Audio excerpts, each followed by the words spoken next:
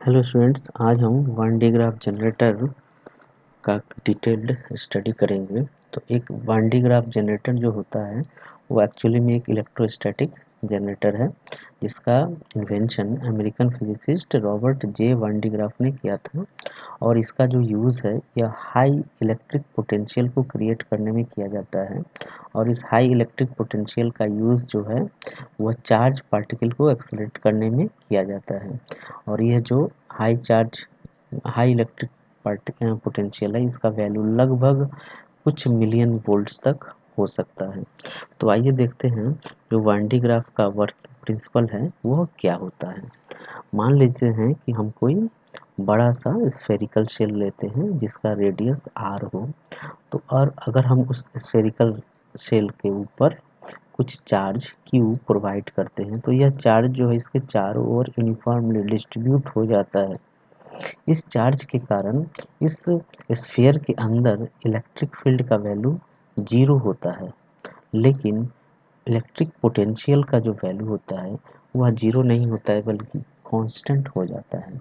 और उसका वैल्यू हम लिख सकते हैं 1/4πε0 इंटू Q/r, जहाँ r जो है इस स्फीयर का रेडियस है।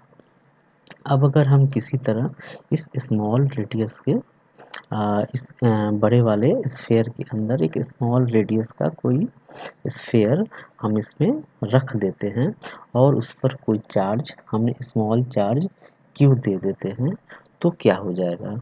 तो इस सिस्टम की जो पोटेंशियल एनर्जी हो जाएगी कुछ बदल जाएगी और स्मॉलर सरफेस के चलते आउटर सरफेस में इसका असर पड़ेगा।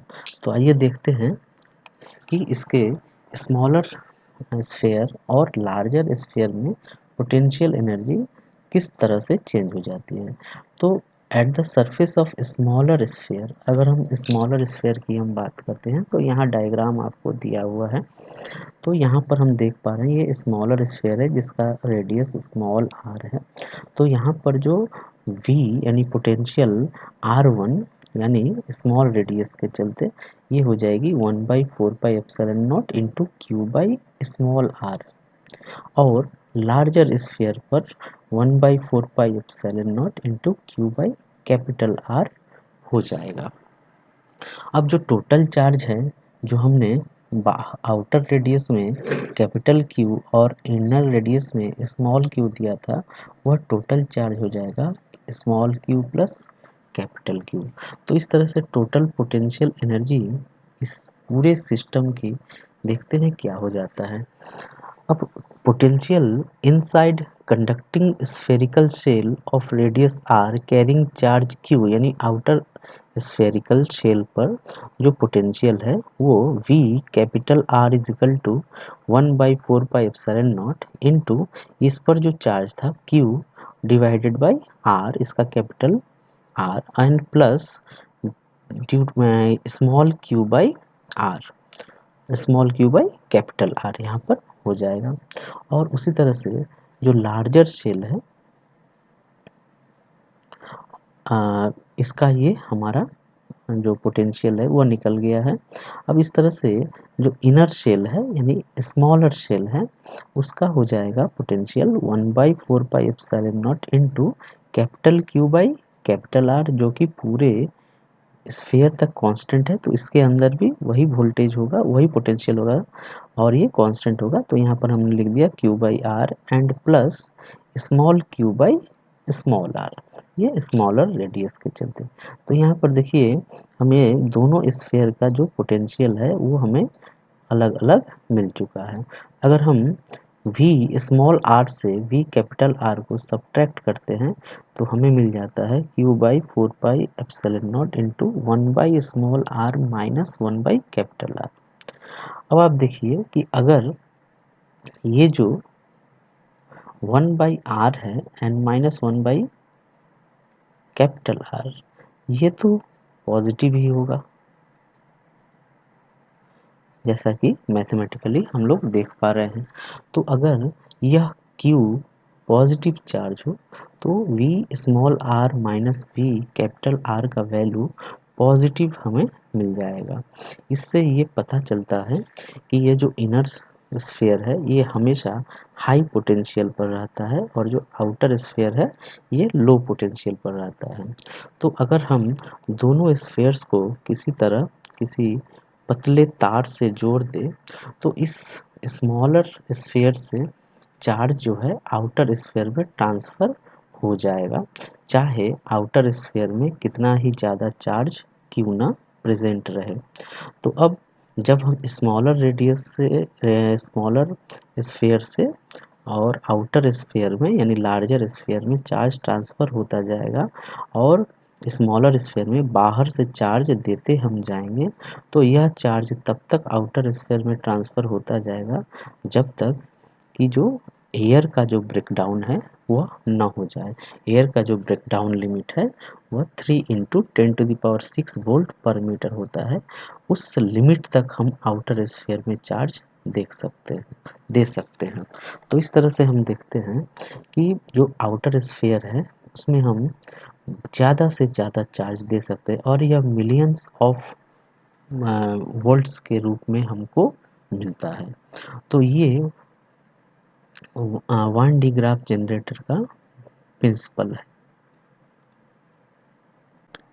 तो इस तरह से हमने देखा कि किस तरह से एक स्मॉलर रेडियस वाले स्फीयर पर जो पोटेंशियल है वो outer sphere in larger sphere के पोटेंशियल से किस तरह से ज़्यादा हो सकता है और स्मॉलर स्फीयर से लार्जर स्फीयर में किस तरह से हम चार्ज का ट्रांसफ़र कर सकते हैं और तब तक हम कर सकते हैं जब तक एयर पूरी तरह से ब्रेकडाउन ना हो जाए।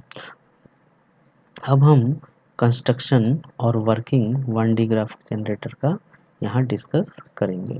अब यहाँ पर आपको जो डायग्राम दिया हुआ है, यहाँ पर एक इंसुलेटिंग स्टैंड दिया हुआ है जिसके ऊपर आउटर स्फीयर बड़े वाले स्फीयर को फिक्स किया गया है और इसके नीचे एक मोटर को फिक्स किया गया, पुली को फिक्स किया गया है। पुली को P1 को फिक्स किया गया है और इस पुली को मोटर से घुमाया जाता है। बड़े वाले स्पेयर में पुली P2 को लगाया गया है और दोनों को इंसुलेटिंग बेल्ट से जोड़ा गया है। अब P1 को मोटर से हम लोग घुमाते हैं और जिससे P2 भी हमारा घूमने लगता है। P1 के पास B1 जो कंघी है इसको ब्रश भी कह सकते हैं, इसको इस तरह से लगाते हैं कि यह जस्ट बेल्ट को टच करे और इसको हाई वोल्टेज रेक्टिफायर की सहायता से हम लोग जोड़ देते हैं और इसका काम है पॉजिटिव आयन को सप्लाई करना इस बेल्ट में, इंसुलेटिंग बेल्ट में। जैसे P1 मोटर के सहारे घूमता है, जो पॉजिटिव चार्ज है वो ऊपर की ओर जाते हैं और P2 जो पुली है उसकी तरफ बढ़ते हैं। P2 पुली के पास B2 जो दूसरा ब्रश है यह लगा रहता है जो बाहरी गोले से जुड़ा हुआ रहता है और यह धनात्मक जो पॉजिटिव चार्जेस है ये B2 से होते हुए आउटर स्फीयर में ट्रांसफ़र होता रहता है और यह तब तक ट्रांसफ़र होता रहता है जब तक बाहर का जो एयर है वह पूरी तरह से ब्रेकडाउन ना हो जाए। यहाँ पर इसको डिटेल में दिया हुआ है। इसका जो वर्किंग है, large spherical shell is at a height of several metres above the ground and insulating column holds it. Two pulleys are wound with a belt-like insulating material, with one being at ground level and the other on the center of the shell. This belt undertakes a continuous motion, thus carrying a positive charge continuously from the ground to the top. This belt is kept moving continuously by a motor driving the lower pulley. The positive charge is transferred to the larger shell by a carbon brush, thus rendering the outer shell with a very high potential over the time। तो इस तरह से जो one D graph का construction था और working था ये भी हमारा कंप्लीट हुआ। उम्मीद करते हैं आप सबों को यह बहुत अच्छे से समझ में आ गया होगा।